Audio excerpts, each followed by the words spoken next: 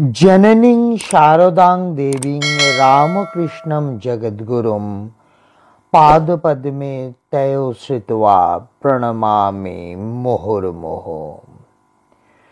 মায়ের জীবনে কর্মযোগের প্রভাব আমরা কিভাবে নিতে পারি, এ প্রসঙ্গে স্বামী গম্ভীরানন্দজি মহারাজ লিখেছেন, শ্রী শ্রী মা যতদিন জয়রামবাটিতে থাকিতেন তাহাকে হাড় ভাঙা পরিশ্রম করিতে হইত। কোনোদিন হয়তো সকাল হইতে সন্ধে পর্যন্ত হাড়ি হাড়ি ধান সিদ্ধ করা চলিতেছে, অন্যদিন ঢেকিতে ধান ভানা হইতেছে, সঙ্গে সঙ্গে রান্না, বাসন মাজা, জল তোলা সবই আছে।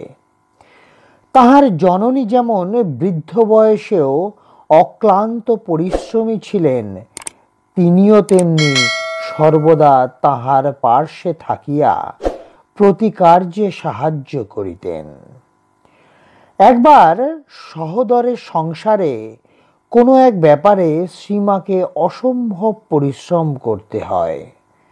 তাহার পা ফুলিয়া যাওয়ায় তিনি উহা দেখাইয়া বলিয়াছিলেন, গিরিশবাবু সত্যই বলিয়াছিলেন, এরা মাথা কাটা তপস্যা করেছিল।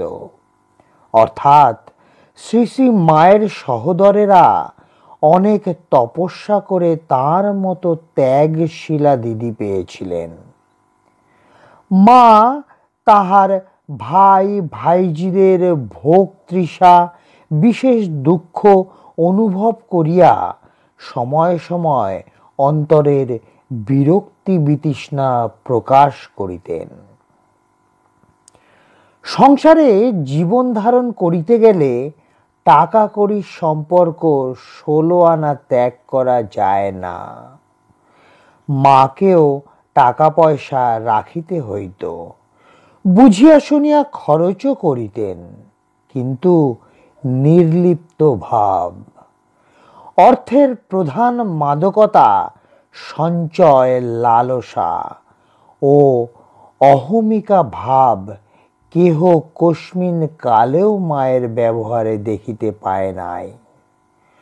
প্রথম দিকে তো মা টাকা কড়ি স্পর্শই করিতেন না।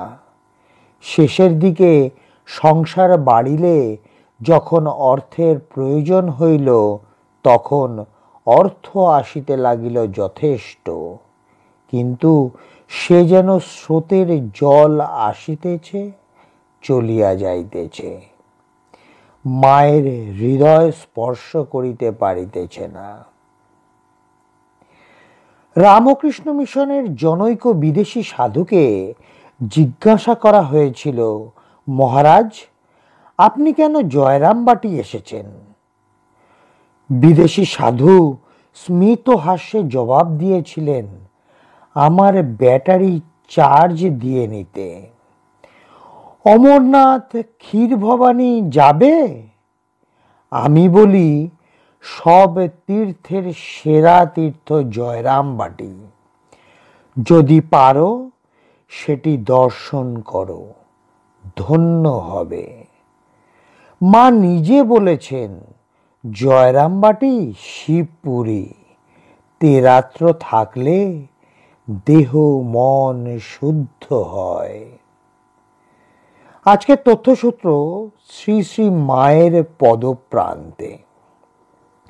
জয় মা শারদা, জয় মা শারদা, জয় মা শারদা। জয় ঠাকুর রামকৃষ্ণ পরমহংসদেব, জয় স্বামীজি মহারাজের জয়।